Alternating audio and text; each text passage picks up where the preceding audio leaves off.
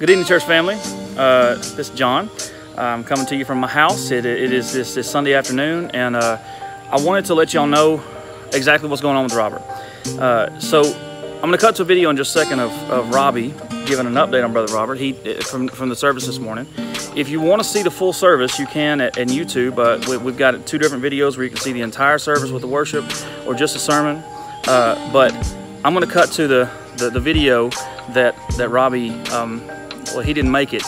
That we recorded in service, just a snippet, about 5 or so minutes of an update from Brother Robert. So watch this, think about this, and understand that the church loves you.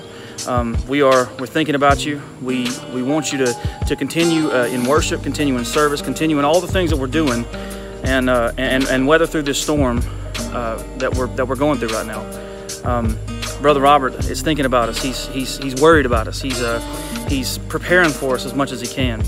But while he's doing this, things look tough. But I'll let Robbie talk to you. So here's a video from Robbie. Here's the update from Robbie. Hope y'all have a great day, and I'll see you soon. Good morning, church family. It's been a rough past few 24, 48 hours for all of us.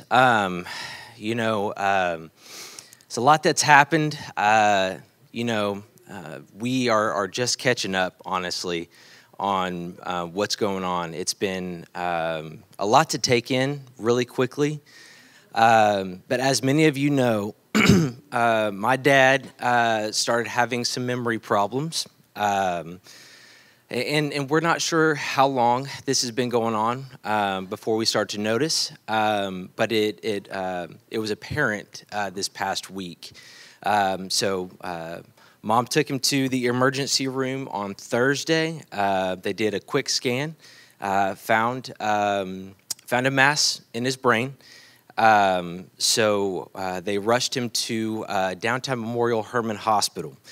From there, they did some more testing, and ultimately had him moved to the operating room to do a biopsy. Praise the Lord, the biopsy surgery was successful. They were able to get a good sample for testing. And it's a pretty risky surgery. And so we were very, very grateful that the Lord took care of Dad. And he was able to leave the operating room and recovered. Today, they are expecting to release him to go home. And so we're going to take him home, hopefully, this afternoon. From here, guys, we don't know. We truly have no idea. There could be so many different outcomes for the prognosis, for the treatment, for what happens here. We've had indications of several different things. We've had conflicting opinions as well so far from different doctors. But from what it sounds like, Tuesday or Wednesday, sometime this week, the doctors the oncologists should be getting together to discuss the type of cancer it is and the treatment plan. So they're going to get together a plan. We should hopefully have that this week. But until we have that, there's just too much uncertainty to be able to pin down what's going on here. So we're going to be trusting the Lord. There's a couple things Dad wants you to know. He wants you to know that he loves you, that he's incredibly proud to be your pastor. He also wants you to know that he trusts the Lord, and he has a lot of hope in God. He's seen far too much over these past few years to know anything other than God's faithfulness. And so he wants you to be encouraged. He wants you to know that this is precisely the times where faith is needed.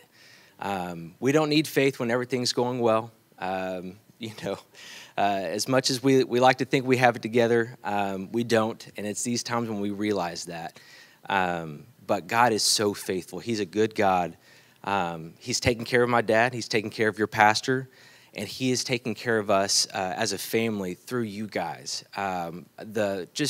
The way that you've surrounded us, the way that you've encouraged us, the resources you've sent us, we're so undeserving of, but we are so grateful for, because it's not common to have a church family like this. It's not common to have friends and close family like you guys. So we are very, very grateful. My dad, he is having trouble understanding how or what's going on. There's some cognitive issues, but I do want to share with you guys that in the moments where Dad has kind of cleared up a little bit, the very first thing he goes to is the Lord. The very second thing he goes to is his church family. And he just asks how you guys are doing.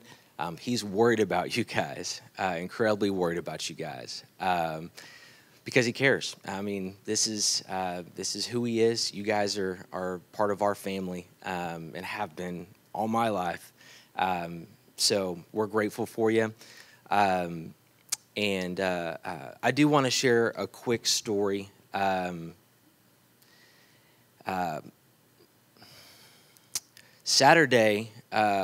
was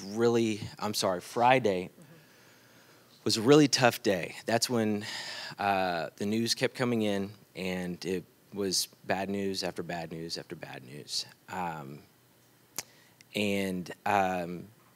Dad came out of surgery just not feeling like himself, just with the anesthesia, with, the procedures.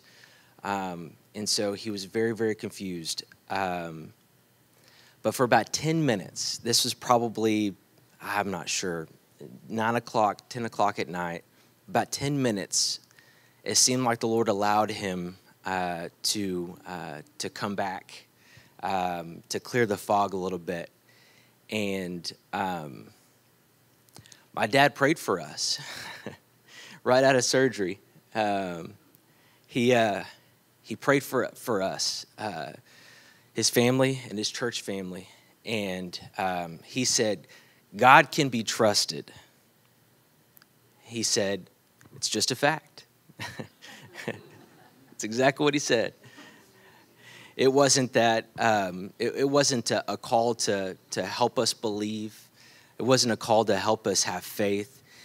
It was just very matter of fact, guys. God can be trusted, so just do it.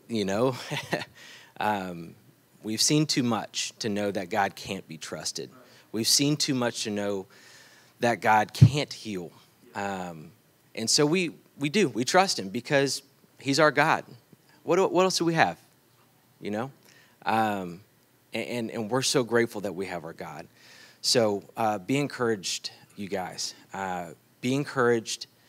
Pray for Dad. He needs it. But he wants you to know that there is lots of hope, and he wants you to know that he loves you guys incredibly and misses you a ton. And that he has such great faith, not only in the Lord, but in you guys, to carry on for this time. And the future is in the Lord's hands, and so we can trust Him with it. So thank you guys for all your incredible support. Thank you for loving us. And we trust the Lord. So trust the Lord with us, okay?